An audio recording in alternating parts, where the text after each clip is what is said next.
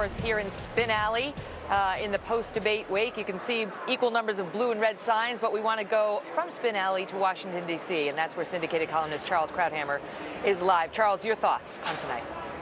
I think it's unequivocal. Romney won, and he didn't just win tactically, but strategically. Strategically, all he needed to do was basically draw. He needed to continue the momentum he's had since the first debate, and this will continue it. Tactically, he simply had to get up there and show that he's a competent man, or somebody you could trust as commander-in-chief, a man who knows every area of the globe, and he gave a lot of interesting extra details, like the Haqqani network, which gave the impression that he knows what he's talking about. But there's a third level here, and that is what actually happened in the debate. We can argue about the small points or the debating points. Romney went large. Obama went very, very small, shockingly small. Romney made a strategic decision not to go after the president on Libya or Syria or other areas where Obama could accuse him of being a Bush-like warmonger. Now, I would have gone after Obama on Libya with a baseball bat, but that's why Romney has won elections, and I never have even contested them. He decided to stay away from that, and I think that actually might have worked for him. What he did concentrate on is the big picture. People don't care that much about what our policy on Syria is going to be. They care about how America is perceived in the world and how America carries itself in the world. And the high point of that debate for Romney is when he devastatingly leveled the charge of Obama going around the world on an apology tour. Obama's answer was, ask any reporter and they will tell you it wasn't so.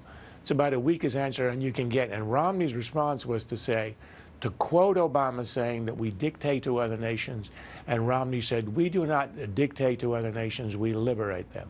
And Obama was utterly speechless. So that's the large picture, America strong, America respected. What Obama did is he kept interjecting, and his responses were almost all very small, petty attacks.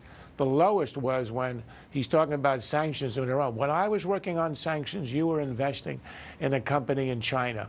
I mean, that's the kind of attack you expect from a guy who's running for city council for the first time.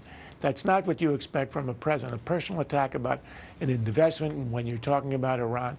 I thought Romney had the day. He looked presidential. The president did not. And that's the impression I think that's going to be left. Charles, Mitt Romney sounded a bit more dovish, less bellicose than some perhaps on the right wanted to hear. How will that play? Well, I think those on the right like me who would have loved to have been bellicose and loved the near fisticuffs in the last debate will understand exactly why Romney did it. He stayed away from the pitfalls. He did not allow himself to be painted as a warmonger. This is what Reagan understood in 1980. He did it extremely well. So Romney did, and I think this could help him to win the election. Charles Krauthammer, thank you. Megyn, you mentioned the